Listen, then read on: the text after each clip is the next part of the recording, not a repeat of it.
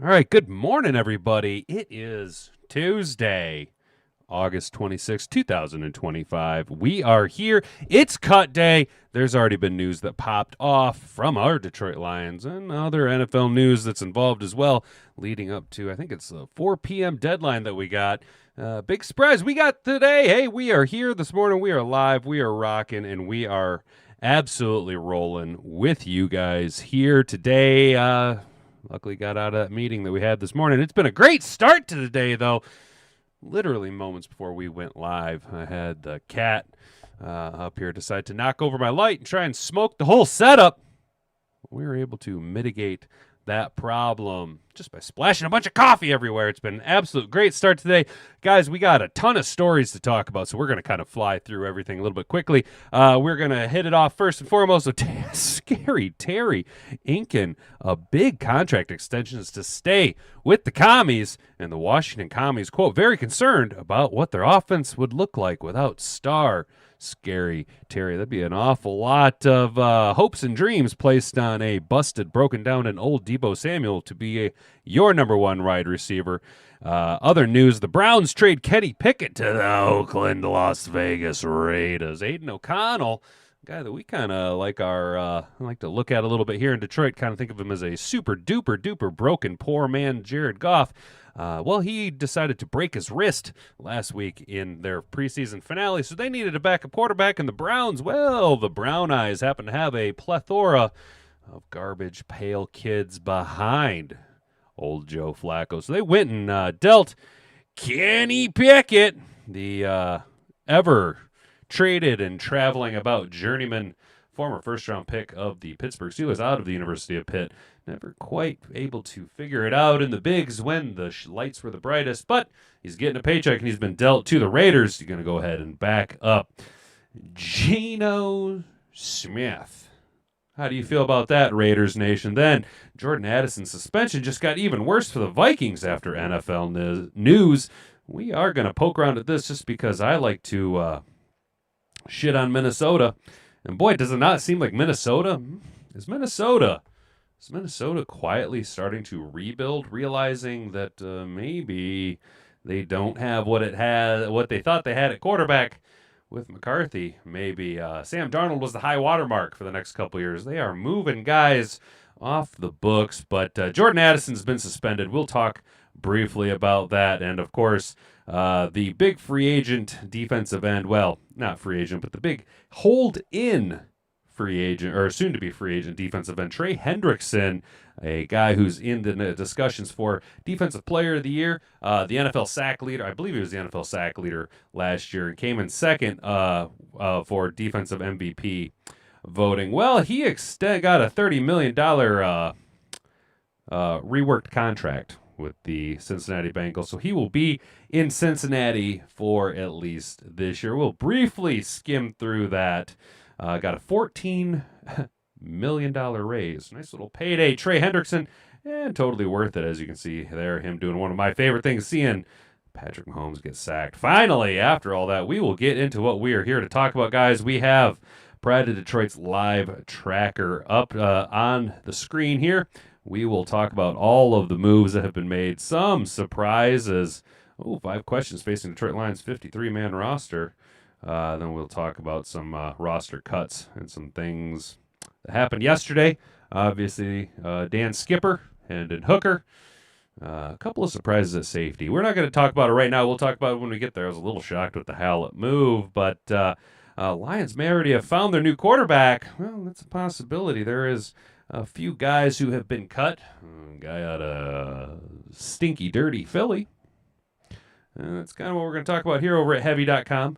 A little bit more drama-centric article, but nonetheless, a thought piece that we can work out if we have time. Probably going to run late today, guys, just letting you know. It's a big show. We got a lot to talk about. Discussion over at Pride of Detroit. What have been the most surprising cuts in the first wave out of 18 announced Detroit Lions cuts? Which has been the most surprising to you? We will discuss, while also keeping our ever-watchful eye on any moves that are made between now and the end of the show. We're going to head over to A to Z Sports. The Lions could be gearing up for trades at multiple positions after some curious cuts. Some things were a little odd, shall we say, defensive end, tackles. Everything was a little strange, and feels like we're getting ready to make some moves. So A to Z Sports has a couple of possible scenarios, some things to kind of look at what the Lions could possibly be gearing up for. Then finally, the Lions could be getting in on a trade talks with the Texans for former second-round pick. Here's what it could cost to Detroit. That's right, the Lions are the name popping up to be wheeling and dealing, especially after spending last week in joint practices with the Austin Texans. And maybe Brad Holmes knows something that we do not, and that's totally possible. We know that Brad Holmes, until proven else or otherwise, who are we to second-guess Brad Holmes? He's been nothing but successful in his tenure as the captain of the ship here in Detroit. So, good morning, everybody. How we doing? That's right, we talked about Lynn was one of my biggest surprises. I hope that means Z Smith is coming back. Edge depth is not great at the moment. Also, I still want a venture center brought in, says Brent DeWitt. I'm off on Big Z, but I do agree with you. That Nate Lynn cut really shocked me. Detroit Sports Talk, you're pissed about Jackson Meeks. I'm pissed about it. You're pissed about it. Jackson Meeks is pissed about it, dude. Everybody's pretty pissed off about Jackson Meeks. I think what we seen yesterday is all that we think we know. Well, ultimately, we don't fucking know a damn bit of nothing, right? We don't know shit. Half the guys that were cut yesterday, I thought built out pretty legitimate arguments as to why or how they would make the 53-man roster. Now, there are guys who were rolled out on waivers, right? And if they clear waivers, then we can bring them back practice squad. And maybe there is a possible scenario where Brad Holmes is trying to give these guys every opportunity to make it on an active roster elsewhere, knowing that they can't quite make it here in Detroit, but allowing them, maybe it's a professional move of some sorts. This is me just spitballing. I don't really know. Meeks and Sailors are going to get snatched up, unfortunately, says Brent DeWitt. I completely agree with you. Telling you guys that Jacob Sailors, that was a bad cut right there. He is a better running back than Craig Reynolds. Definitely better than Craig Reynolds. I don't know about Sione Vaki, but Vaki's viability tends to be his biggest handicap. But Brad Holmes loves him some Craig Reynolds. So does Motor City Dan Campbell. So it looks like we're rolling with Craig. And, of course, Sonic and Knuckles and Sione Vaki. But, yeah, so Sailors was cut. Morning, Chase. Chase, how you doing, brother? How you doing, you mad hatters out there? Multiple contending teams have reportedly checked on Zadarius Smith per Jay Fowler, ESPN, and Mr. Detroit Sports Talk. Yeah, good morning, go Lions, Jeanette Hall. I'm not in on Zadarius Smith, y'all. I'm just not in on Zadarius Smith. Praying Z comes back to Detroit. So you guys are way in on Z. Okay, all right. Now, with the moving on from the waiving of all of the edges that we waived and not bringing in Zadarius Smith, is this signaling that the Hammer, the Egyptian magician himself, is probably closer to being ready to go than not? I mean, he's not on IR. That could all change. You know, we could all see. Today will really kind of tell us the story of what we can expect. Trey is a trade deadline puck-up. You think so, huh? You think they're gonna hold him off until the trade deadline, do you? That's fair, Jeff. I don't see the problem with teams waiting until the trade deadline simply because mid-season, or what we'll call mid-season at the trade deadline, is teams are going to be already getting hit with the injury bug. So the market value of certain positions should go up so you can get more on the trade. And maybe you have a need that you're seeking for. Obviously, a lot of times I don't think we see in the NFL a lot of player-for-player trades, but a lot of player-for-draft capital trades. Morning, Sam. How you doing? Brent agrees with me. Yesterday proves we don't know shiesta. Exactly, dude. We don't know anything. I took my little expert hat off yesterday, right? My little I know what I'm talking about. I know ball. I took my hat off as soon as I seen Dan Skipper was cut, and I put my dunce hat on, and I went and sat my happy ass in the corner. And I thought about what I'd done. So, guys, if you haven't already, it is the Hat and Beard Show, largest, fastest-growing Detroit Lions NFL contact creation station, exclusively broadcasting from Grandma's Studio 1 in the 10 a.m. to 11 a.m. block here at youtube.com. Still trying to figure out the kinks on how to dual stream. I'm just very, very stupid. And this week is starting off on some rocky footing, but we're making the best of it. We are here with you. Thank you guys for tuning in. Thanks for telling a friend that's what we love about you. Before we get into the show, which kindly take a look over at the poll. Skipper gone! Who runs T3 now? That'd be our third tackle, swing tackle, possibly even the Jumbotron tight end move. I've given you two names. Manu coming. Manu Giovanni Manu, or as I always end up calling him, Manu Ginobili, because I'm stupid, but Giovanni Manu, or is it going to be big Jamarco Jones all the way, coming in with 38% of the vote? Jones, 50% of you saying Manu coming. We got 8 votes already. Look at you guys go.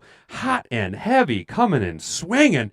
And trade/other. I want to see your comments down below. Go ahead and comment at me at the Hat and Beard Show who you think is going to end up taking over that T3, that coveted T3 spot. A swing tackle is a nice tackle to have. The amount of reps that Giovanni Manu was getting in the preseason would probably indicate that he is our guy. We also have vested draft capital in him. And don't be surprised if Brad Holmes knew that there was possibly a market for your friendly neighborhood Dan Skipper. As much as I hate to see the guy go, you like to see people get opportunities and a chance to catch a bag elsewhere against Skipper. Not necessarily the springest of chickens. You know what I'm saying? Getting a little long in the tooth. That sucks. Skip got released. I agree with you, Sam. Z is not great, but I have no faith in Davenport staying healthy most of the season. Come on, Brent. We gotta have. This is the year. We're gonna change Marcus Davenport. From now on, he will be referred to as George Michael, because you gotta have faith, baby. Hell yeah, dude. Gotta have faith in the guy. Let's go. Broski, you want Skipper in Chicago. I hope Dan Skipper doesn't turn coat and follow Osama Bendover Johnson. Oh, the old Benedict Arnold Johnson, the trader in the Windy City. He has a small pee-pee, but he tell people, I'm a big Ben Johnson. I'm a big man. I wear my big boy pants. Fucking Ben Johnson. He's a dickhead, dude. He's a douche nozzle. Skipper was a swing tackle blocking tight end for the Bears. Yes, please, broski.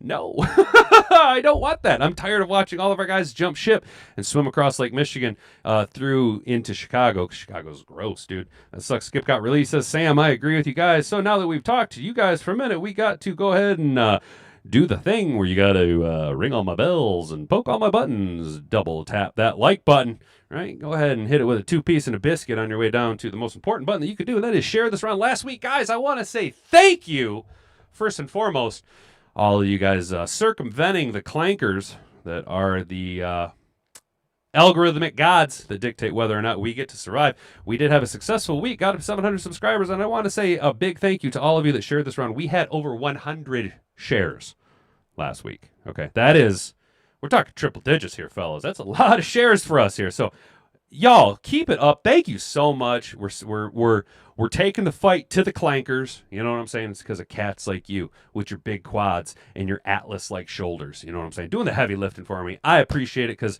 the more you share it around, the more it gets people to subscribe to the channel, which is what you can do now. Go ahead and subscribe to the channel if you're new here. Ring that notification bell. Over 76% of you watch this on a mobile device, so YouTube takes the hard work out of it for you. You don't even have to remember when we go live. It's going to send you a push notification directly to your mobile device. All you gotta do is touch that bad boy, and it brings you directly to the Hat and Beard Show, where you can hang out with the rest of the Mad Hatters every morning from 10 a.m. to 11 a.m. Guys, now that that's out of the way, let's light this popscockle and get into the show. If you can say the word good, guess what? It means you're still alive. It means you're still breathing. And if you're still breathing, well, then hell, you still got some fight left in you. So get up, dust off, reload, recalibrate, re-engage, and go out on the attack.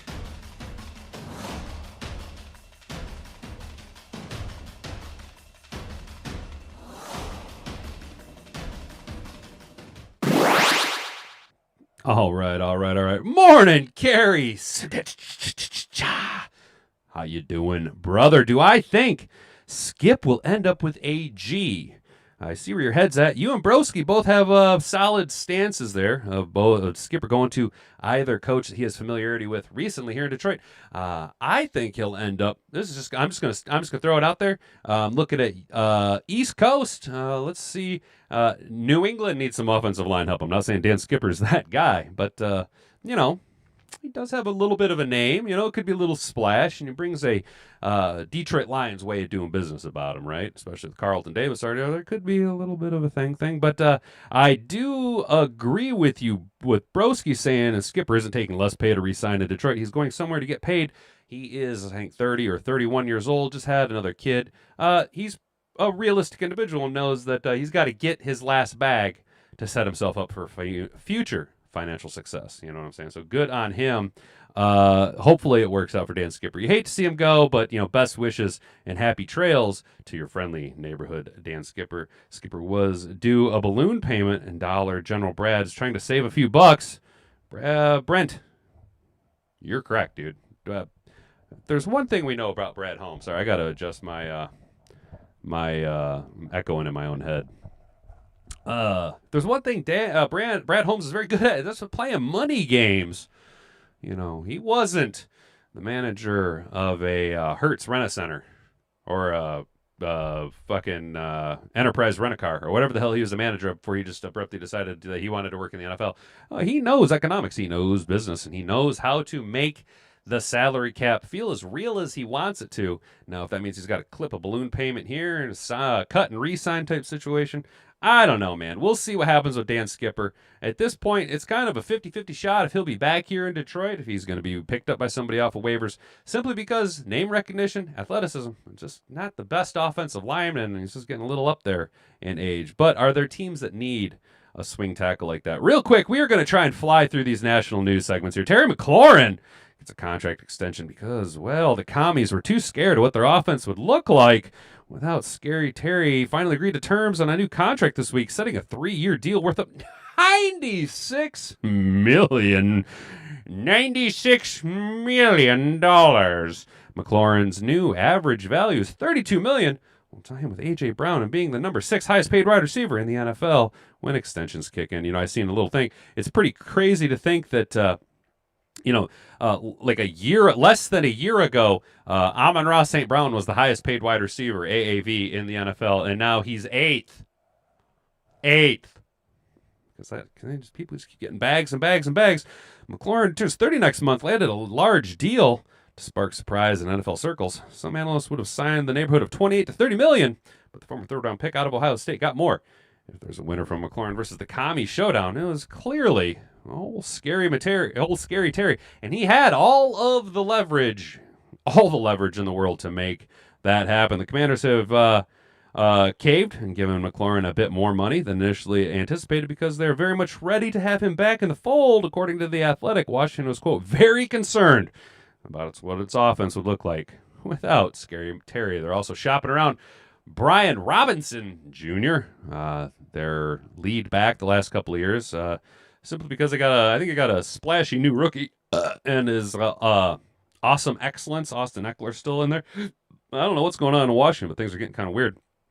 Jaden Daniels is the headliner when it comes to Washington's offense, but the Commies are not a Super Bowl contender without their number 1 wide receiver. McLaurin caught 82 passes for 1,000 yards and a franchise record 13 touchdowns.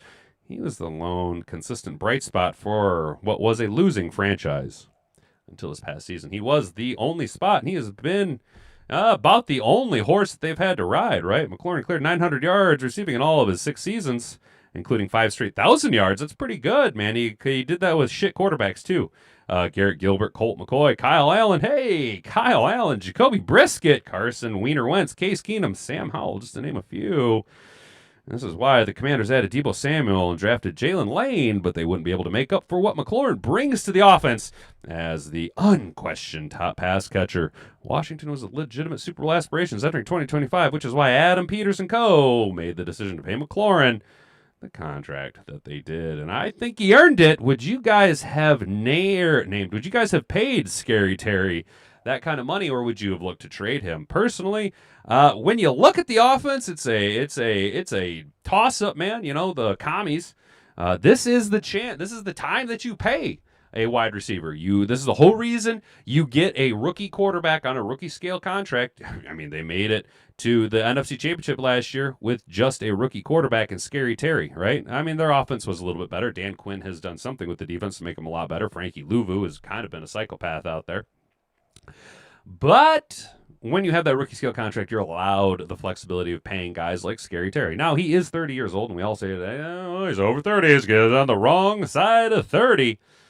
But I think Scary Terry can still produce. He still has been producing, and until proven otherwise, I mean, justifiably, if he's hit 1,000 straight yards with trash can quarterbacks, now that he'll have a little bit of consistency and repertoire with Jaden Daniels. At this point, 1,300 yards shouldn't be out of the realm of possibilities for Scary Terry, especially with Deebo Samuel now theoretically picking up the slack. But Washington's scared of what their offense looked like without Scary Terry. I think he's earned every penny of that. It's a toss-up, but he did have the leverage and got what he wanted. $32 million is a nice little annual salary, especially over the next couple 2-3 years here. He'll end up being, by the time this contract's up, he'll be 32, 33 years old. Maybe they're pushing 34, depending on where he's at in his 30s right now, where he's at in that 30-year block. Is he 30 or will he be 30? I don't really know. Don't really care. But by the time it's all said and done, he'll have well north of $100 million between all of his lifetime earnings, any type of incentives or sponsorships that could also catch in. So he's built himself generational wealth, and good on ya. Scary Terry McLaurin getting a fucking bag, and I'm ultimately, not that I'm a commies fan, but good on Washington making the smart decision, the right decision, I think, at this point, because who knows how this salary or his contract is structured. Maybe there's an out. Maybe he plays this year, part of next year, and then he gets dealt away without too much of a significant financial blow to the Washington Commies. And at the time, he could still be producing well and still justify a second, third, maybe even a Terry plus a first for a higher first type deal. You never know what's going on. Scary Terry, though, good on you getting your bag. We're going to go ahead and take a look at the chat. What do you guys think about Scary Terry? He will be back at fullback. Talking Dan Skipper. Yeah, I think the Lions secondary will be a top 5 this year. BB and Kirby will be a nasty duo. I agree with you, Detroit Sports Talk. They're the top 2 of the top 5 safeties in the NFL with those two. Hope you're right. Skipper fits great here. Yeah, I do. I knew a girl named Terry. Nope, I'd trade his ass. You trade Scary. Yeah, Mr. Detroit City. I can see the value in trading Scary Terry. You could probably get a first-round pick for him. You know what I'm saying? Giants will have a better record than the Commies. Heard it here first. Wow. So you're saying that the Commies are going to win less than 4 games? I mean, I'm here for it, but the Giants suck, dude. NY has about 60 linemen who are looking to attack Daniels. Watch the slump. Well, that's the thing. That sophomore slump is a real thing, and quarterbacks seem to run into it pretty hard. Speaking of quarterbacks, real quickly, the Browns are trading for Kenny Pickett to the Raiders in exchange for 2026 fifth-round pick. So just briefly, obviously, the Brown Eyes quarterback room is a little crowded with the Diva Tupac Sanders, and Dylan Gabriel, both being draft assets that they invested day 2 and 3 picks into. Shedeur Sanders coming with a first-round tag. Kenny Pickett had already been brought into the Browns, and Joe Flacco, we all knew, was going to win the starting job. So you had 4 quarterbacks. You're not going to carry 4 quarterbacks on roster. You're probably not even going to carry 3 active-day quarterbacks come game time. So if you're able to bag a 5th-round pick from the Oakland Raiders, who kind of needed a quarterback with Aiden O'Connell breaking his wrist, Kenny Pickett just, not going to lie, you don't really go to a better situation. I mean, maybe you do. Maybe Pete Carroll's able to coach you up and you end up becoming the guy to replace Geno Smith. Maybe. But if not, you know what? Dude, you're out of Cleveland, okay? You're out of Cleveland. So you're no longer a Brown Eye. And now you get to live in Vegas, which is probably a lot nicer climate than Cleveland because nobody likes Ohio. Nobody likes you, Ohio. Ohio, Ohio Riz chat, skibbity toilet, let's go. Kenny Pickett is now a Raider. All right, guys, interdivisionally, Jordan Addison's suspension just got even worse for the Vikings. That's right. Thanks to the suspension, the Minnesota Vikings will have to begin the 2025 season against the Chicago Bears, Atlanta Falcons, and Cincinnati Bengals without the services of talented wide receiver Jordan Addison, former first-round pick. One of the first 3 months, the Bengals just shared some news that is going to make it even tougher for the Vikings to deal with Addison not being available to match up. On Monday, Cincinnati announced that they had revised the contract with All-Pro defensive end Trey Hendrickson. We'll talk about that in a little bit. Minnesota's new offensive line will have to have their hands full against Cincinnati Bengals D-end in Week 3. All right, so it'll be great for Minnesota's new and improved offensive line. The Vikings will still have Christian Darrisaw, Brian O'Neill. Okay, so this has nothing to do with that. Okay, so Jordan Addison's still just suspended. I thought this had something to do. Maybe there was some news breaking, but no news on the Jordan Addison front. But yes, Minnesota. You gotta love Minnesota. Just not only did they, end up with Jordan Addison being suspended, but now they seem to just kind of be selling their a lot of their players off. Is this a rebuild type situation? What do you guys know? Are the Vikings in a rebuild? Is that what's going on? Are already scared about little JJ. Little JJ trying to run the show? Are they worried that little JJ isn't going to be able to handle it? I think that's what's going on. Amari Cooper to Vegas also. Did that happen, or is that or is that speculation, Mr. Detroit City? Because I kind of thought that'd be a good spot for him to go back to. You got tape on Daniels this year. He's not going to have that. I agree with you, Kerry. Now that the tape is out on Jaden Daniels, there's no longer any surprises of what he can do. They're going to be able to. This is the NFL. This is the NFL. Teams twist, change, build, retool to deal with people like you, Jaden Daniels. You are not the first. You're not going to be the last, but you're not the first. So how does he rebound? How does Dan Quinn rebound? Just like Stroud. Yeah, Stroud. Woo! Yeah, CJ Stroud. Now, I'm not anti-CJ Stroud. I like the message that he pushes out there, unabashedly so. But CJ Stroud really. Now, I mean, the Austin Texans did kind of have some injury issues, especially with guys like Nico Collins. But, yeah, CJ Stroud ran into that sophomore buzzsaw, didn't he? And it looks like Jaden Daniels could be the next guy to fall victim to something like that. Vikings like Twinkies, not Tatas. The Vikings do like Twinkies. And we here at the Hat and Beard Show, we like Twinkies. Twinkies. We like Tatas. Tatas, not Twinkies. Let's go. I am all fucked up, guys. I am all fucked up. Little JJ didn't even play in preseason because they're scared he'd get hurt. Damn, broski. I'm not surprised, dude. Little JJ. Poor little JJ. Poor little tank. Poor little JJ out there. Tink, tink, tink, tink, tink, tink, tink. Little JJ. Now, their offensive line is supposed to be retooled and better, but we'll see. We'll see. The question is, how hard does Hutch crush JJ? Because weren't they like college buddies? You know what I'm saying? So does Hutch just light him up, or does Hutch take it easy on him when he's coming in for his 6th sack of the game? Let's go. Overhyping the Detroit Lions. And then as we talked about briefly, you guys, Trey Hendrickson earned a $30 million or a $14 million pay bump. Going to pay him $30 million this year. The Hendrickson and the Bengals have agreed to rework a contract that will provide him with $14 million raise. Bring his 2025 salary to $30 million, according to Ian Rappaport and Tom Pellisario. The agreement expires after 25, meaning Hendrickson will have a chance to become a free agent and cash in on the open market, especially if he produces at a rate similar to the 35 combined sacks he tallied over the last 2 campaigns, unless Cincinnati opts to use a franchise tag on Hendrickson next offseason. So this is a mutually beneficial. It costs the Bengals money this year, but Trey Hendrickson secures a bag for himself this year, right? He's not playing on an underappreciated contract. He's getting paid the market value for what he's worth for 1 year. And then, next year, if both parties want to just go ahead and wash their hands of the situation and move on, then awesome on them. If they want to franchise tag him and trade him, there you go. Again, mutually beneficial situation.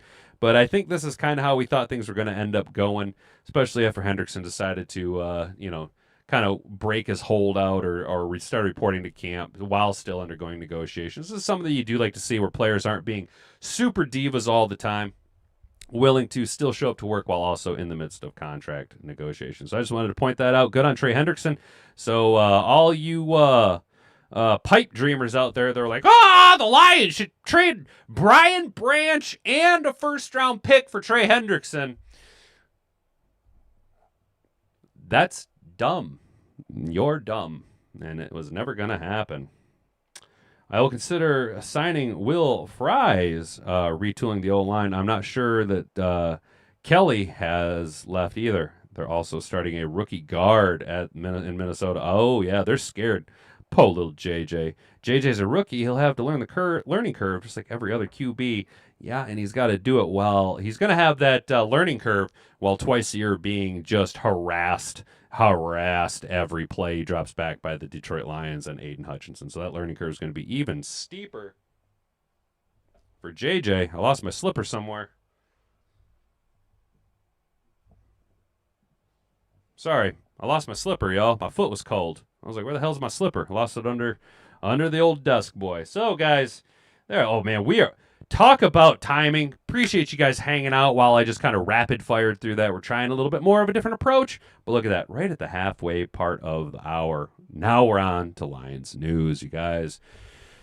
If you haven't already, take a look at the poll. We got Skipper gone. Who runs T3 now? Manu coming with 50% of the vote. I like where you guys' heads are at. 30% you say Jamarco Jones all the way. I'm not upset at that, but I definitely don't want it to be, what's his name, Mason Miller or whatever. And then trade/other. Go ahead and comment down below with what you think the Lions should do with that T3 spot. I like the idea of Manu coming.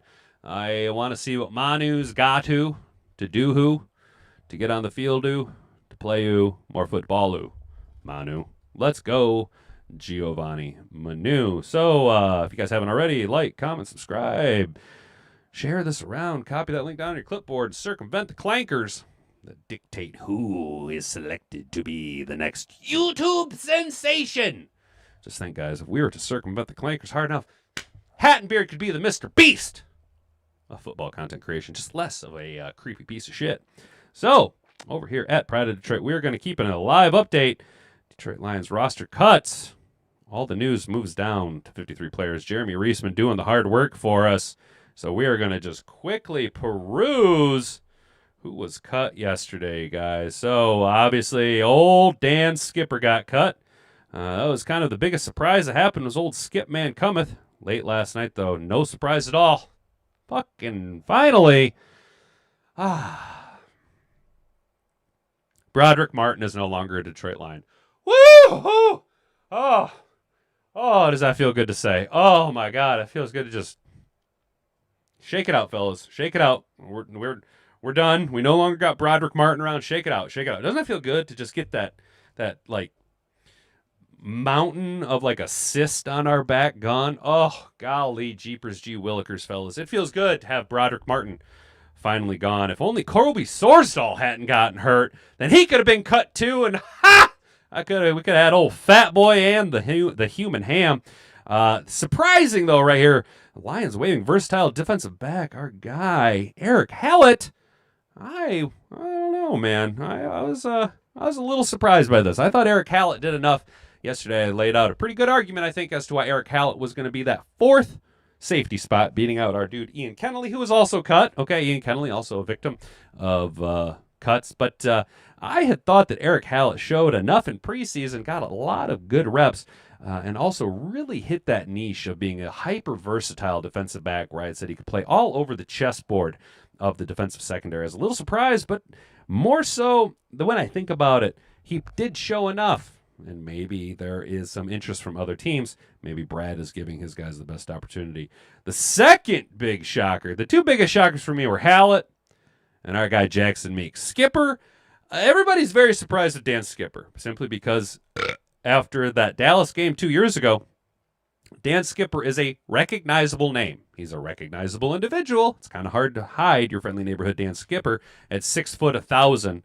And being well north of 300 pounds, he's a gigantic mammoth of a man. Kind of hard to hide that guy. So obviously, when the situation in Dallas broke down a couple years ago, he got a little bit more media run. You know what I'm saying? So he's a little bit more recognizable of a name. So that's why you see Dan Skipper, I think, hitting all the headlines. But in reality, Dan Skipper wasn't necessarily playing all that well in the preseason. He's on the wrong side of 30. And, salary cap wise, it's going to open up a little bit of wiggle room for the Detroit Lions. Personally, again, my two biggest shocks were Eric Hallett and Jackson Meeks. I thought Jackson Meeks was a very promising prospect, showed a lot on tape, but what I think you're going to end up seeing is that wide receiver 6 spot, if we choose to carry 6 wide receivers, will be that Brad Holmes bias towards his drafted players, and Dominic Lovett will end up getting that spot. You see the Lions very high on Dominic Lovett and giving him every opportunity to succeed, even though he hasn't done as much, in my opinion, with those opportunities as Jackson Meeks done. But Jackson Meeks does have interest from other teams. I doubt he'll be back in the Honolulu Blue. So, yeah, we've seen Dan Skipper. Ian Kennelly was waived. No surprise there. You know, a Division II guy, just exclusively a safety. I'm expecting Kennelly to be back on the practice squad. Hendon Hooker waived. Hendon Hooker. Getting rid of Hendon Hooker feels about the same as getting rid of Broderick Martin. You know, like, all right, guys, you ever been in this situation? Like, This is gonna get kind of gross, but you know when like you're like 2 or 3 miles from your house and you're driving and like it's to the point where like you gotta poop, and you've done everything. You've shifted in your seat, you got the window down, you're talking to yourself, you're trying to coach yourself up, you got the seatbelt undone, you've burped the lines of all possible gas expansion. You're trying to just hold like the prairie dog is playing fucking peekaboo with your britches. You know what I'm saying? And you run in the house, you text your old lady like, I'm on my way home, and it's like, unlock the door, get the dogs out of the way, and you run inside, you're like undoing your pants, undoing your belt as you waddle to the bathroom.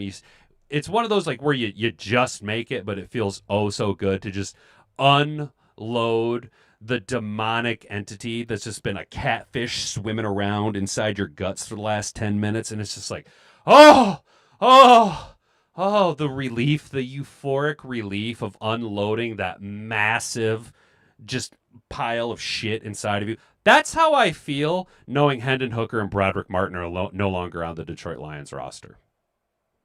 Was that gross enough and detailed enough for you? So Hendon Hooker being gone, never was able to take advantage of the opportunities given before him. Pittman cut. That's right, Anthony Pittman got cut. Knew that was going to happen with the emergence of Grant Stewart.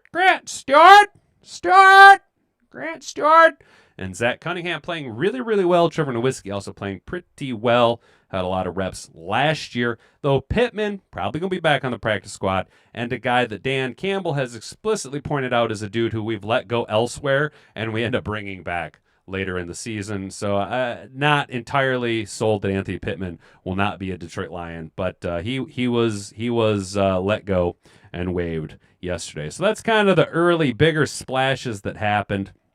Today's the big day. Today got a convoy. We got a big old convoy coming down the line. And it's going to be cutting a shitload of guys, some of who we didn't know we thought were going to make the roster. So, obviously, Hendon Hooker was cut. I just want to point this out. There is some talk about the Lions maybe making a move, not necessarily being sold. And I think this is more of a fluff piece than anything from Heavy.com, simply because there have been moves, right? So, we cut Hendon Hooker. He's gone. He's out of here. Kyle Allen, we're behind the 8 ball here at Hat and Beard. We're like roll Kyle Allen, transform and roll out as our backup quarterback. But what could we do possibly? Welcome to Detroit Lions. Maybe the Lions don't have a ton of options out there right now to fill Hooker's shoes, but they felt strong enough about Hooker not fitting the bill, and they let him go anyway. So looking around, a few names are being tossed around, but one is getting mentioned the most. Joseph Garasino of Detroit Jock City says the Lions should consider signing rookie quarterback Kyle McCord following his cut from the Philadelphia Greasy Eagles. The Philadelphia Greasy Eagles have released both McCord and Dorian Thompson Robinson over the past few days, but McCord is the one getting attention. The Eagles didn't really have a need for McCord, so it was surprising that they drafted him this year. They already had Jalen Hurts and Tanner McKee, but McCord is solid. And now he's available. All right, let's go. Promising quarterback at 22 years old. A negative, Grassano pointed out, is that he doesn't have the mobility of a lot of quarterbacks. Grassano says that if developed correctly, he'd seemingly be a great backup and at some point replacement for Goff. The veteran quarterback is also not known for his mobility, but he can get it done with his arm. Look, I'm not going to stand here and let you walk all over Jared Goff's mobility, okay? Jared Goff is just like Drew Bledsoe. It's like watching a fucking statue out there, a big stone statue try and lumber for a few yards, right? A to Z Sports, McCord is just 22 years old and very accurate at Syracuse. Lions would be a perfect spot for him to grow his game, and he even get to do it with Jackson Meeks, who was one of his top 3 receivers at Syracuse. Well, for now. But it doesn't look like Jackson Meeks is going to be in town, and I would expect him to get picked up. So what do you guys think about this?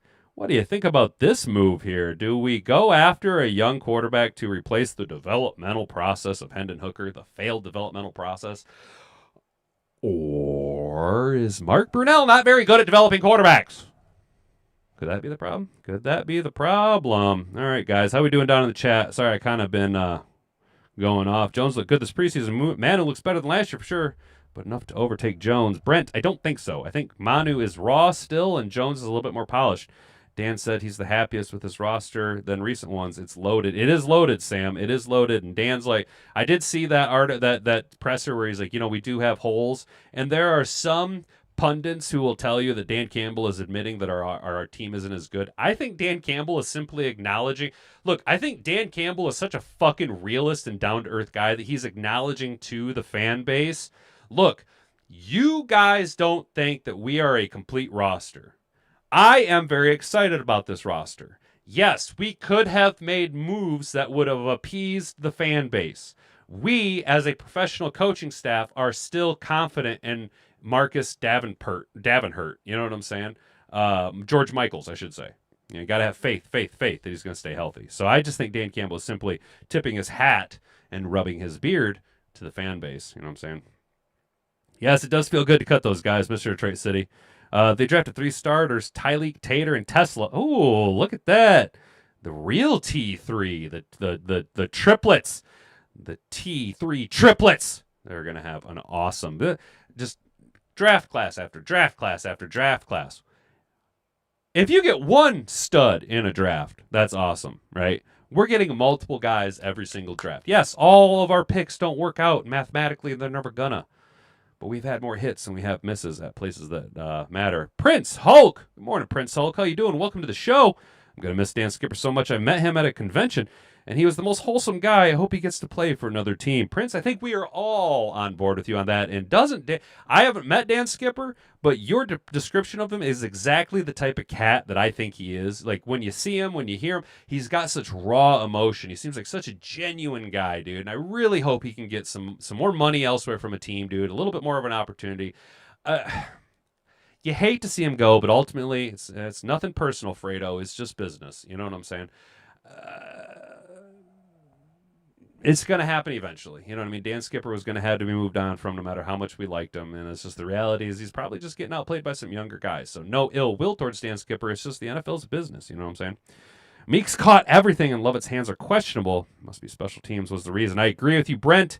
We did see Lovett get a lot of opportunities to return kicks, as well as I think we've seen him line up at a gunner a couple of different times. He's got wheels. I actually think if you lined him up pound for pound, Meeks is a better physical all-around wide receiver, but Lovett's got those wheels. You can't coach speed. You know what I'm saying? Plus, I really do think that Meeks is going to have an opportunity to be a solid player and get a better financial opportunity, as well as more of a statistical opportunity to play someplace else. I do think Jackson Meeks is actually low-key really good. You know what I'm saying? Hendon is visiting with the Patriots, huh? No shit, Prince. Well, so Prince Hulk, we got a guy in the chat, or not in the chat, but a fan of the channel that we follow. Go ahead and check out Beantown Breakdown. He covers Boston sports over on YouTube.com. Big a friend of the show, dude. Legit, Beantown's been following me since I was just doing video game content. So we're going to go ahead and rub that in his face a little bit. Like, haha, sucks to be you guys. Enjoy the Hendon Hooker experience. Keep Clorox wipes on deck always. Hell yeah, Mr. Detroit City. I'm still not all fuzzy about Allen. He did pretty good against Scrubs. Sam, you're correct. And that's the thing. That's the, I will say all these things about Kyle Allen, but it should be a asterisk caveat. Against Scrubs, in practice, he is a backup quarterback. You know what I'm saying? I have best case scenario. Something were to, God forbid something happens to Jared Goff, knock on wood if you're with me, man. And we got to roll with Kyle Allen. Best case scenario with our roster being 100% healthy and Kyle Allen running the show, we're a 500 team. Kyle Allen's a 500 quarterback. Best case scenario with the Detroit Lions with our roster intact. God forbid something happens down the line of the roster and we quickly become San Francisco a couple years ago and we're in a top 5 spot drafting in the, where they were able to grab Trey Lance. You know what I'm saying? Or that type of scenario. Ditto Sam, not sold at all, Brent. And I think that's kind of the reality. Is I don't think any of us are overly sold on Kyle Allen being that guy. But let's be real. He's better than Nate Sudfeld, right? He's better than Hendon Hooker. Yes, we'd all like to have Mike McMahon or Charlie Batch or John Kitna as our backup quarterback, but that's just not going to happen. You know what I'm saying? And yes, I tongue in cheek said Mike McMahon. That's kind of poking as a joke. So discussion, what has been the most surprising cut in the first wave for the Detroit Lions? This coming to us from Pride of Detroit. This is something you guys kind of interact with me on here. What has been the most surprising cut so far? Jeremy Reisman's going to go ahead and say Dan Skipper. He also liked Meeks, Lynn, and Hallett and Kennelly on the 53-man roster. All four of those he had firmly on the roster bubble. They were essentially four of the final players that made it on his hypothetical team. I think we had all those guys except for Kennelly, simply because I liked what Nate Lynn did. That one surprised me. That Nate Lynn move kind of surprises me. You know what I'm saying? With Skipper, though, I never really considered cutting the 8-year veteran. He had his struggles in training camp, no doubt, but I didn't think there was someone who challenged him for the backup tackle role. The most surprising outcome of the offensive tackle room would be if the Lions believe Giovanni Manu has grown enough to take over the backup tackle job. I think that is highly unlikely based on the fact that Manu has repped almost exclusively at left tackle and, in his opinion, has not progressed enough to trust with that critical role. Well, and I agree, but, and this is something that we need to realize, the reality of the situation is if you're looking at it with the people that we have in-house, the probability, at least in my opinion, 80%, probably 80%, is that our backup left tackle is Penei Sewell, and we need to have a backup right tackle. I'm willing to bet that there is enough faith in Penei Sewell with his development and his all-universe talent that the plan will be to slide Penei over to the left tackle spot if something were to happen to Taylor Decker for an extended period of time. Now, if we're talking a game, maybe two, yeah, you can plug and play, but say Decker, breaks his leg, God forbid something awful like that. I don't even want to think of a player breaking their leg again. We had 2 last year. But somewhere to happen to Decker, I bet you'd see Penei slide over to the left tackle spot, and then you're going to have maybe a little bit more of a piecemeal on the right side of the line between Jones and possibly Giovanni Manu. But like we said, we've never seen Manu rep at any place other than left tackle. Now, there is something that I want to tie this into, and that is obviously the rumor mill. Okay, so the big cut amongst most people were Dan Skipper. And what are the Lions going to do with that number 3 tackle spot, right? Well, they could be gearing up for some trades. You know what I'm saying? So we're going to go ahead and look at some trades that the Lions could focus on here in the next few days as we head into the start of the regular season, right? On Monday, the Lions made some cuts that felt a bit strange considering how they went this summer. The ones that really stood out were edge rushers Nate Lynn, Dan Skipper, and cornerback Nick Whiteside. I don't know about Whiteside. I don't think he showed enough, but yeah, Nate Lynn and Dan Skipper. I'd throw Hallett in there as well. I can't. I am just surprised that we cut Eric Hallett. The tackle spot is one where it feels most like the Lions are gearing up to do something different. While Giovanni Manu showed a lot of improvement over the summer, they don't think anyone would tell you that he's ready to step forward and play the swing tackle position Skipper was holding down. There's Jamarco Jones on the roster, but I can't say he's wildly impressed this summer or was necessarily much better than Skipper, who had some struggles. All that leads to the idea that the Lions are either working on some roster gymnastics where they plan to get Skipper back, or they're looking to get into this very busy trade market to find their swing tackle. The latter seems a bit more realistic since Skipper did have those struggles this summer. On the edge rusher side of things, there are a ton of reasons to believe that Zadarius Smith could be coming back. There you go, everybody. Stroke yourselves to it. But cutting Nate Lynn could still wouldn't make a lot of sense, even if Smith was already on the roster. The Lions are expected to start the season without the hammer, the Egyptian magician Ahmed Hassanin, and Josh, I have seen in my vagina, Pascal. We don't really know when either is coming back at this time. So depth was something everyone had their eyes on. Shout out Broski. You're constantly pointing out our lack of depth, and justifiably so. Isaac Akuo has not been reportedly cut yet, so maybe the Lions plan to go that route with him. A trade could be made at this point, but the thing that makes the more sense is that the Lions wait to see how Tuesday shakes out and then get involved on the waiver wire. There's low priority on there now. They are low priority on there now, but that didn't stop them from claiming players last summer. The hope that Lynn clears waivers, and then they'll probably sign him to the practice squad. The last one is cornerback. The Lions were already pretty light there depth-wise, kind of. Everybody after the top 4, and even then we're still talking split positions with Rocky Sin flexing out to safety and Avonte Maddox flexing down into corner. You know, we're relying on Brian Branch kind of down the depth chart to maybe flex out from safety to nickel. You know what I mean? They could make the call to go with just 5 guys, but it would be surprising if they didn't at least try to find a 6th. A trade could happen, but more expected outcome should be the Lions either watching the waiver wire or grabbing someone who clears waivers. So through positions, there could be a trade at one of them, but the one that makes the most sense is tackle. And that leads, so we're just going to sticking it here at A to Z Sports. We're going to talk about a tackle trade. And it almost just makes way too much sense considering we just finished a week long of joint practices with the Houston Texans. Dan Campbell, Brad Holmes being able to eye guys. Brad Holmes being able to maybe make a little bit direct phone calls to the Texans GM, see what's going on. What we got going on over here in the chat? Lions bad guy fan. Hell yeah, dude. I love the name. Welcome to the chat, brother. Good morning. What's more important to Lions fans? Z Smith coming back or a solid backup center if Graham goes down? Lions bad fan guy. Good question. I would say that that question alone, it is center 100%, and I think anybody who disagrees with that is lying to you. Having a good backup center is way more important than bringing back a Zadarius Smith. If Allen has time, just throw it up to any one of our wide receivers. It's possible. That's why I say he's a 500 quarterback, Sam. Kerry Simtich, he's a dirtbag. I'm taking the center. It's too important of a position, Sam. Yeah, I agree. The center, yeah, exactly. But now, Kerry, are you saying dirtbag as in Tater's going to slide over to play center? Could that be possible?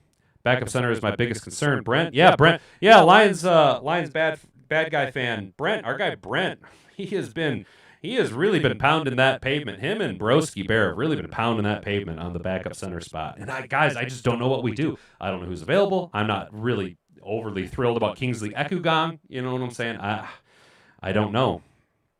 I was going to ask other Lions fans. Oh, but want to ask other Lions fans? Yeah, for sure. I agree. What do we do, man? Lions bad guy fan. That's a good question. What do we do with that backup center spot? I have no idea, man. Side note, picked up some nice beard oil at TJ Maxx. They have deals like no other. Hell yeah, dude. A little beard oil goes a long way. The thing is, you don't want to overdo it with the beard oil because then you'll start to clog your pores up. So a little bit of beard oil goes a long way. I apply beard oil once every couple of days, simply because I've been using it for so long, and my beard, the brush I use on my beard is pretty loaded with oil, so it's pretty good to go. But yeah, for me, it's about every once a day, if not every couple of days. Just do a little bit, and I mean just a tiny little bit of beard oil goes a long way. Graham Glasgow has dealt with some injuries the past 2 years. Not convinced he'll be available for the whole season, but I hope so. Brent, I'm not convinced that he will either. I'm not convinced that he will either, dude. History. Just like Marcus Davenport has not been kind to Graham Glasgow on the injury front. Broski's in this chat too. If he ever in Bears hats or only Lions. Lions, yeah, dude. I'll be honest, dude. Broski, dude. He's in our chat hardcore. He's here every day, dude. Yeah, I like Broski, man. He's got that Bears take, dude, and you know, not for nothing. But he's one of 2 Chicago Bears fans that I can tolerate. All right, so we let Broski hang out here, dude. Those little bottles last month.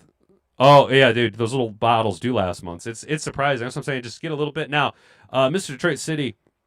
I've ever only had 2 different kinds. One that's like an eyedropper where you dropper it out onto your hand. I find that as far as like dose control, the amount of used every time, if you can get the pump where it's just like a pump one, you can get a little bit more control. It lasts a little bit longer, but really the trick is to warm it up, rub it into your fingers and warm it up real good so that it can spread out evenly throughout your beard, and then brush it in real well. Also, a trick you can do to kind of help with keeping your beard a little bit straightened is when you get out of the shower, gently dry it with a towel, and then take a comb. Don't use the fine tooth. Use the wide teeth, and just brush your beard out. And if you want to straighten it, and you don't have a beard straightener, you actually can take a comb and a hair dryer and slowly comb your beard down while gently drying it straight, and it will actually act as a straightener. But if you're looking at getting like a brush straightener, those work pretty good. I used that for a little bit when I had a longer beard. Broski get kicked out of so many Lions chat groups. No shit. Why? Broski gets picked up on other chats and by those other 3-letter networks. Oh, no shit. Dude, so why does he get out of chat? Kicked out of chat. Broski, are you picking fights in other chats, Broski? Broski. Are you picking fights in other chats? It's okay. It's okay if you are. We like Broski around here, though, dude. It's all good. I use beard oil on my baby lion's mane. Hell yeah, Mr. Detroit City. Let's go. Kingsley, Cologne, or Ratcliffe. Kerry, I think that if it really comes down to it, Kingsley's going to make the roster as our backup center. What happens if, to Sam's comments? What do you mean? Oh. I don't know, Sam. Mr. Detroit City, you're the one deleting his comments. Oh, Brent, you asked that question. Some network personalities think they are big time and pick on Bears. Yeah, dude, but it's in my chat. It says you deleted it. Here we go. Hang on. Can I?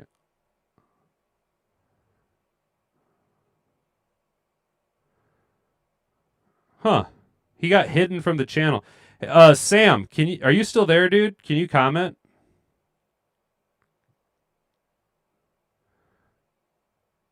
For some reason, it said that you were hid on the channel, bro. Okay, Sam, you're back. I can see Sam's chats. What up, Sam? Yeah, he had a couple of chats. I read them earlier. What the fuck? Oh, gotcha. Okay, Sam, you're here, dude. So, accidentally, you got silence, bro. Butt fingers. It happens, dude. It's all good. It's all good. It's all good. We got you taken care of, Sam. No worries, brother. Brent had just noticed that all your chats had been deleted. Here, you know what? There. I got you, Sam. Boom. Not the good kind of butt fingers either. Not the kind AOC likes. All right, Sam. I gave you moderator status. So hopefully that can kind of help with that situation a little bit. Cool. Boom. All right, there we go. All right, we're good. We're back. We're rocking and rolling. We're at the end of the show.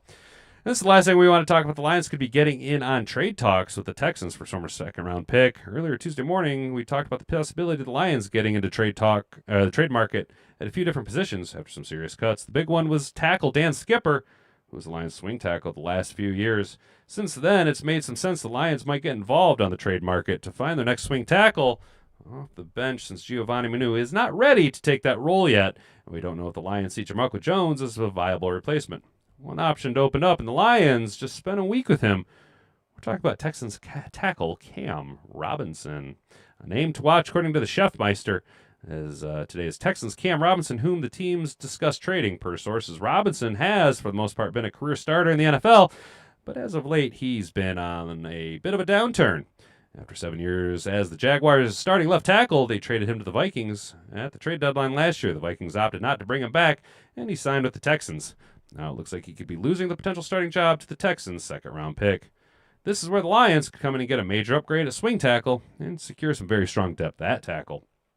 While Robinson might not be a starting-level guy anymore, he definitely brings solid play to the table and could be a big help for a Lions offensive line that has dealt with injuries in the past. So what would a trade for Robinson look like? This is what A to Z proposes. Something, oh yeah, 6th-round pick. Oh yeah. Yeah. Oh, yeah. Go ahead and make that trade right there, Brad. Oh, yeah. Go ahead and just burn that 6th-round pick there on Cam Robinson, a proven asset that can be a very valuable backup for us. Please go ahead and do that, a 6th-round pick. Oh, yeah. Last year, the Vikings sent a conditional 5th-round pick to the Jags that would turn into a 4th round if Robinson got enough playing time. It's not known at this time if the conditions were met. Either way, the Vikings didn't keep him going forward, and the Texans aren't looking to either. So 6th rounder is a pretty good deal for all parties involved. A 7th might be a little too low. Yeah, that's fair. And yes, I think Brandon Sheriff is still a free agent, Mr. Detroit City. We'll see what happens in the coming days, but the Lions getting a look at Robinson last week at their own facility is a big deal. And you can see how that could help them make a ruling on a player, since they got to essentially work him out against their defensive line. So they know exactly what they're getting. What do you guys think about bringing in Cam Robinson as our swing tackle, our depth piece. Nice little backup option for us. You'll learn about Broski and his 25 backup accounts. Oh, gotcha. Only 25. Well, here's the thing, Lions bad guy fan. I'm having a hard time. Your name's kind of a mouthful. I'll get there, buddy. I'll get there. If he wants to subscribe all 25 of his alt accounts to my channel, I'm fine with that, dude. I don't care. I think Sheriff is still a free agent. Yes, bring in Cam, says Lions bad guy fan. Lions BGF, let's go. I think the Cam Robinson is a nice move, especially because he played last year in Minnesota. So it also has that story of Brad Holmes bringing in our divisional opponents' rejects. Going to put a little fire under his ass twice a year. You know what I'm saying? Plus, he also has experience playing against the Chicago Bears and the Green Bay Fudge Packers. You know what I'm saying? So, personally, in a 6th round pick, yeah, I'm sold. You guys sold? Let's go. Cam Robinson. I am on board with that one there, 150%. Holy shit, guys. We managed to pack in all of these stories in an hour. Oh, wow, I thought we were going to go way over. What do you think? How you feeling, chat? We're going to take a few minutes. I want to get your guys' take on this. Do you like the rapid-fire national news, or would you rather me engage with the chat a little bit more? I'm all for O-line depth. Brent, yeah, me too, especially Cam Robinson. I think he's a relatively proven asset at this point. Our coaching staff can motivate anyone, especially Hank Fraley. Hank Fraley, I think, is low-key one of the best offensive line coaches in the game. He was a contender for that offensive coordinator role. Now, if Johnny Mo, slips up at all, maybe we could see Hank Fraley take over as early as possibly midseason, if not the start of next year. I like Hank Fraley. I think he's done a great job with the majority of our offensive line players, young, old. Some guys just haven't worked out. Okay, Colby Sorsdahl,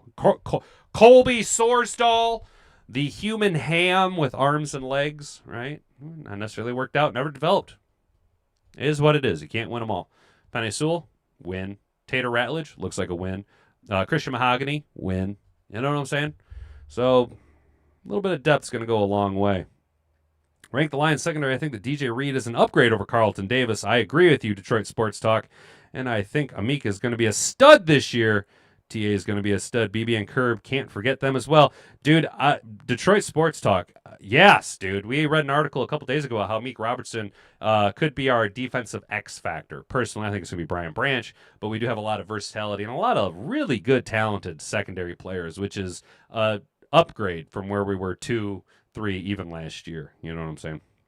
There's only one real Broski account. There's a Lions fan named Trey Tipson, who admitted to creating all those fake accounts. Maybe you're him. Broski. Broski's got the lore, dude.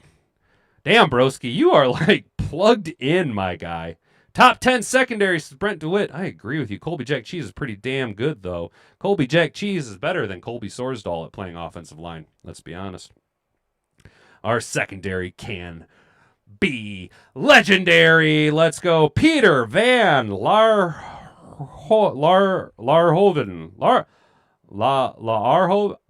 I don't know what the double A is, bro, so I'm sorry if I'm butchering it. Reynolds a surprise cut today, or is Zavaki going to IR? Ooh, that is something we're going to have to watch because we know that Sailors has already been cut. I think Reynolds is probably solidly got his footing on the ground. And depending on the nature of Vaki's injury, we could see a longer leash. If he's only going to miss a couple weeks, he's probably not going to IR. Colby and Swiss cheese, though. Our Colby and Swiss cheese. That's funny.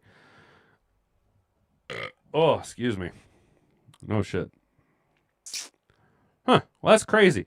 So, for real, there was some dude just making a bunch of alt accounts to talk shit. Especially shredded in Detroit, Wisconsin.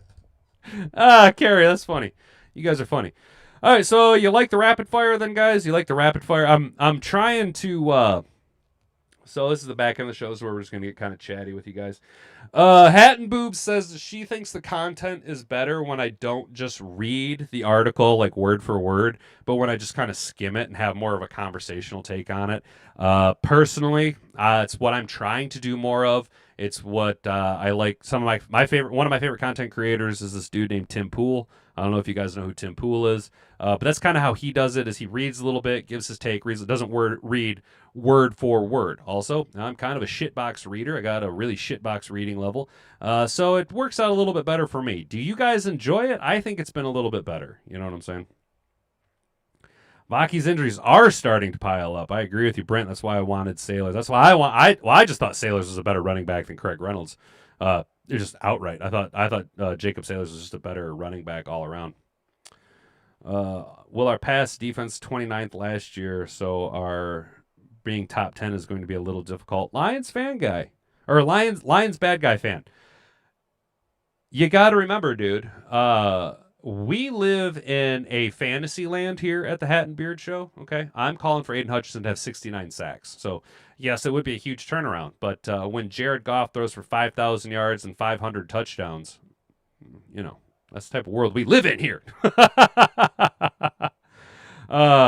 But second, it's Lopez. Okay, so my favorite signing was Roy Lopez, Dan Campbell type of guy that would run through a wall for his team. I agree with you that Reed is my favorite, but Lopez is a low-key, sneaky, like, whale of a man, just a mammoth depth piece that is going to be I think we will find that Roy Lopez will be a nice luxury to have throughout the season. Obviously, he's not making a lot of splashes, and you don't hear his name being brought up a lot during camp. But there's a reason he's been in this league for so long, and he has a very specific role. That is going to be to exclusively fill the 1 or the 0 technique. You know what I'm saying? That's basically what his goal is going to be. He's a big man. You're going to go ahead and put him and DJ Reader down at the noses on your goal line. That's 700, damn near 700, over 700 pounds of human beings right there eating up a lot of real estate. You know what I'm saying? They got big fat asses. I like a defensive tackle with a big fat ass, you know? Really get behind that ass and let the linebackers make plays. Let Action Jack Campbell roam free. You know what I'm saying? Lopez has been eating up double teams, and that's the thing, Brent. Lopez automatically eats up double teams just from his sheer size. Excuse me. We need an Alex Jones segment news blast for a few minutes update on the world of aliens and shit. I should just start I should start a second channel where it's just like more of the just wild shit, like not football related. I had to give Alex a break. My head was going to explode. You know, dude, so Sam, legit, I was there. Like, I like Alex Jones, I'll be honest. I'm an Alex Jones fan. But years ago, I got real into InfoWars and was listening to a lot. And, like, I kind of go through these ebbs and flows of content consumption. Like, I'm not going to lie, I've been kind of... I get my political content now is basically I listen to a little bit of Crowder. I listen to Timcast IRL every night from 8 to 10. I listen to Mark Dice every single day, and then I watch a lot of Anthony Cumia and Gavin McInnes. After that, little Paul Joseph Watson, little actual Justice Warrior, some Sidney Watson, and then I actually really, really like the content that Shoe on Head makes too. So, you know, I used to watch a lot more political content. I used to watch all the Daily Wire guys. I used to watch every show on the Daily Wire every single day, dude. I had like a strict schedule, and I was watching every 20-minute video of Tim Pools. I was watching fucking Louder with Crowder for 2 hours a day, or the hour every day. Hat and Boobs had Mug Club. I had a Daily Wire subscription. But you know what? I just kind of got burnt out on it. And honestly, I'm just kind of set in my ways now. You know what I'm saying? 25 Detroit Lions have one of the hardest schedules in NFL history. We can be a legendary team like 2000 Baltimore Ravens and the 2002 Tampa Bay Bucks. Hell yeah, dude. I agree with you. Chat, what do we think of Grant Stewart? I love Grant Stewart, you guys. I think Grant Stewart is probably the best free agent signing outside of DJ Reed that our team's going to have as far as what he does for the team on a down-by-down basement. Rocky Sin has been balling out, not going to lie. He is also a huge depth piece, dude. Rocky Sin's sneaky. All of our signings have been really, really sneaky. DJ Reed was the big splash signing, and everybody else was kind of like, okay, all right, a depth guy, but low-key, there was a plan for him this whole time. Avonte Maddox, Grant Stewart, Rocky Sin, you know what I'm saying? Avonte Maddox, exactly. Sailor's always moving forward, always going yards. What's not to like a 2000 X-22 Raptor? Hell yeah, dude. Dude, I like Jacob Sailors. I think he's gonna get an opportunity just like Jackson makes with another team, and he'll make the best of those opportunities. You know what I'm saying? Gavin is hilarious. Sam, you like Gavin McInnes too, bro? Awesome, you guys. That's awesome. I'm glad I'm not the only one, dude. I think Gavin McGinnis is pretty funny. You know what I'm saying? I mean, sometimes he's a little ridiculous, but I'm a little fucking ridiculous. My eyes aren't too far apart. You know what I'm saying? It is what it is. Oh, Mr. Detroit Sports Talk, huh? Secondary could be legit the best in the NFL this season. Yeah, if TA takes that big step forward, if our safeties continue to play at or above the level they have been playing, and DJ Reed, if he just maintains where he's at, let alone plays better, which all of our secondary should play better with a healthy front four, a healthy Aiden Hutchinson, a more aggressive defense, offenses that are going to be playing from behind, historically playing from behind against the Detroit Lions, are going to be chucking it up, making ill-advised throws, a little bit more pressure, a little bit more sticky hands. TA showed his ability to develop just last year mid-season with his sticky hands on wide receivers. Now he's going to have them sticky hands. He's going to be picking balls off left and right. Let's go. Hell yeah, proud boy. Let's go, Sam Armstrong. Let's go. My dude. Fuck yeah. All right, guys. So today we went national news. Terry McLaurin got a contract extension. The Browns traded Kenny Pickett to the Raiders. Jordan Addison is still suspended. And now the Bengals have to deal with Trey Hendrickson signing an extension. I don't really understand the point of that article other than them talking about Trey Hendrickson signing an extension. It was kind of stupid. So, yeah, we talked about Trey Hendrickson signing his extension, getting a $14 million a year pay increase for this year. Oh, shit, man. I wish I could find $14 on the fucking ground. Fuck my life. Then we got into Detroit Lions news, talked about all the cuts that have happened. Let's see if there's anybody. We're going to refresh this, see if anybody's been moved on since the start of the show. It does not appear to have any movement yet, but we got about 5 more hours for the roster's got to be trimmed down. Lions may have found their new backup quarterback after moving on from Hendon Hooker. That is a fluff piece coming out of Heavy.com. They said that we should go after Kyle McCord, the rookie out of Syracuse, drafted by the Eagles that was recently cut. We poked around, asked you guys what was the most surprising cut in the first wave of the Detroit Lions. I think we've all kind of been sold pretty much somewhere between Dan Skipper, Jacob Sailors, and Nate Lynn. I'm going to go ahead and throw Eric Hallett in there as well. Thought Eric Hallett had it in the bag for that fourth safety spot. What the Lions could do, some trade positions, defensive end, tackle, possibly corner, and then the focal point is what do we do at that swing tackle spot? Do we go Giovanni Manu? Do we go Jamarco Jones? Or do we trade for a guy that we essentially worked out all week last week, and that is backup tackle Cam Robinson from the Houston Texans? Do we bring him in? I like that move right there, but the long and short is no matter what, in Brad Holmes we trust, what he does is going to be the right decision until proven elsewise or otherwise. Lots of people are forgetting about Amik the Freak. Big mistake. He's a dog. Hell yeah, he is, Brent, dude. He ball. Amik Robertson balls, and the most important thing about Amik Robertson is historically on every level of ball, he is the kryptonite to Justin Jefferson. So let's go ahead and stick it right in his eye. Double AA is Alex Anzalone. Okay, gotcha, Alex. I like to call him Alex Anal Zone around here. Carrie Simmons, AOC Pooh Finger. She got poo fingers from her butt teeth. Let's go. Let's not forget AOC's got them big soft tatas that we like to see. She is Manhattan's very own highest rated mid maiden, the pumpkin pounder herself, Alexandria Ocasio-Cortez. Taco burrito, taco flavored kisses. Let's go, you guys. Appreciate all you guys hanging out today. Share this around with all your friends. One last look at the poll. We finished with 14 votes. Going to end that poll. Skipper gone. Who gets the T3 spot now? I gave you Giovanni Manu coming, Jamarco Jones, or other. Wanted you to go ahead and comment down below. And it looked like we finished with 64% of you saying Manu coming, 21% of you say Jones all the way, 14% of you said that we should trade, comment, other. Breaking news, AOC self-deports. Let's hope so. Wouldn't that just be the cat's ass, dude? Wouldn't that just be awesome? She ain't going nowhere.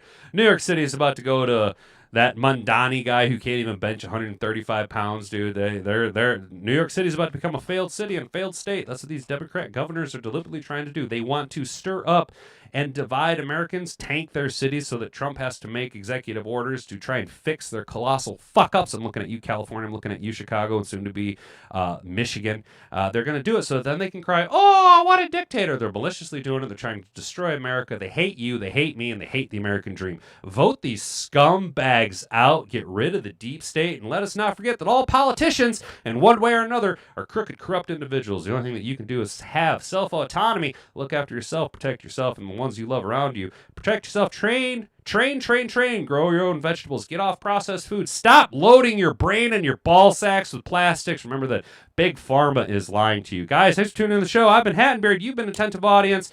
We will catch you guys tomorrow, 10 a.m. to 11 a.m. here at the Hat and Beard Show. We'll be talking all about the Lions' final 53-man roster, any moves that might be made, any moves that were made, anything that we could start to speculate, as well as starting to look ahead towards Week 1 against the Green Bay Fudge Packers. Guys, thanks for tuning in. Thanks for telling friends what we love about you. We'll catch you guys tomorrow, right back here. Same kablam time, same kablam channel. I've been Hat and Beard. You've been an attentive audience. Until then, bonga bonga.